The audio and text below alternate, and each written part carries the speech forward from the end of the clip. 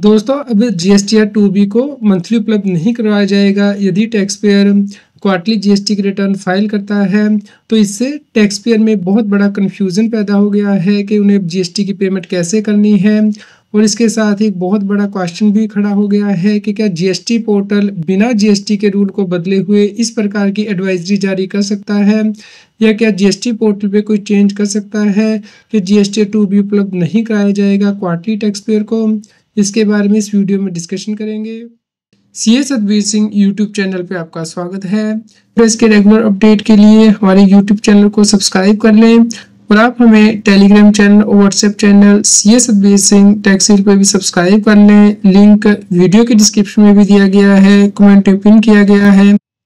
दोस्तों GST portal की जिम्मेदारी बनती है कि वो हर महीने जीएसटीआर 2B को उपलब्ध कराए टैक्स पेयर को, भले ही टैक्स पेयर ने मंथली जीएसटीआर 3B फाइल करना ऑप्ट किया है या फिर क्वार्टरली जीएसटीआर 3B फाइल करना ऑप्ट किया है। इसके लिए प्रोविज़न जीएसटी रूल में ही दी गई है, जिसमें कि बताया गया है कि हर टैक्स पेयर के लिए जीएसटीआर 2B मंथली उपलब्ध कराई जाएगी और पीरियड स्पेसिफाई किया गया है कि कब तक जीएसटीआर 2B उपलब्ध कराना जरूरी है जीएसटी पोर्टल के लिए। चलिए इस रूल को समझ लेते हैं। दोस्तों यदि आप रूल 60 देखते हैं जीएसटी रूल का, तो ये कहता है कि जीएसटीआर 2B हर महीने उपलब्ध कराई जाएगी हर रजिस्टर्ड पर्सन को।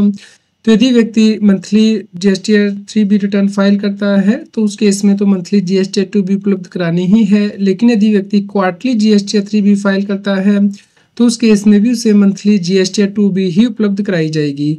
यानी कि जो पहले 2 महीने होंगे क्वार्टर के, उस केस में जो ड्यू डेट है रिटर्न को फाइल करने की जीएसटीआर 1 को, उसके बाद जीएसटीआर 2B प्रोवाइड की जाती है।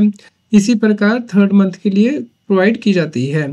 तो जैसे कि 30th डे लास्ट डेट होती है जीएसटी 1 को फाइल करने की, उसके बाद जीएसटीआर 2B उपलब्ध कराई जाती है 14 डे तक टैक्स पेयर को, भले ही व्यक्ति मंथली जीएसटीआर 3B फाइल कर रहा है या फिर क्वार्टरली जीएसटीआर 3B फाइल कर रहा है।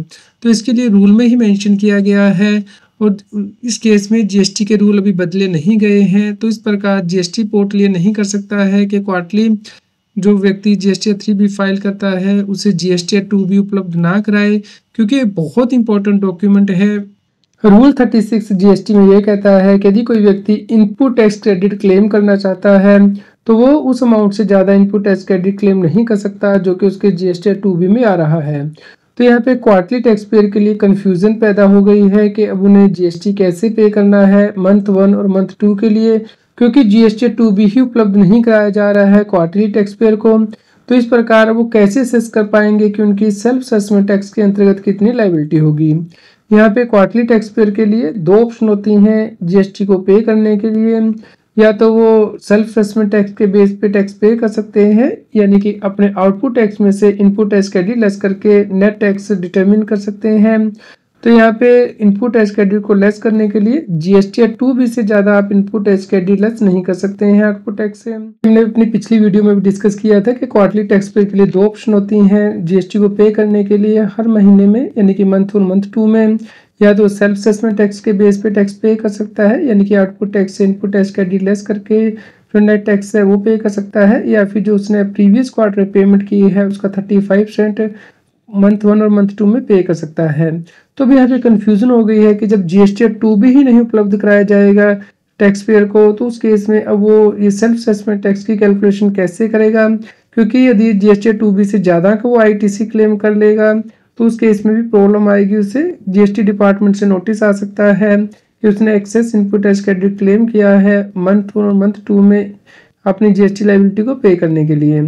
तो यहाँ पे हम सरकार से क्लैरिफिकेशन की उम्मीद करेंगे कि इस केस में जीएसटी की पेमेंट कैसे होगी यदि कोई व्यक्ति क्वार्टरली जीएसटी पे करता है मंथ 1 और मंथ 2 के लिए।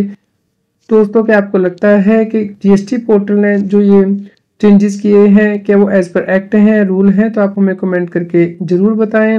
यदि आपका कोई क्वेश्चन हो तो आप हमें कमेंट करें, कृपया लाइक करें और शेयर करें ताकि सभी लोगों तक ये जानकारी पहुंच पाए और वो जीएसटी की कंप्लायंस कर पाएं। जीएसटी की और अधिक जानकारी के लिए आप CA Satbir Singh YouTube channel पे जाके प्लेलिस्ट में जाके डिफरेंट प्लेलिस्ट रेफर कर सकते हैं, जैसे कि GST latest update, GST notice extra.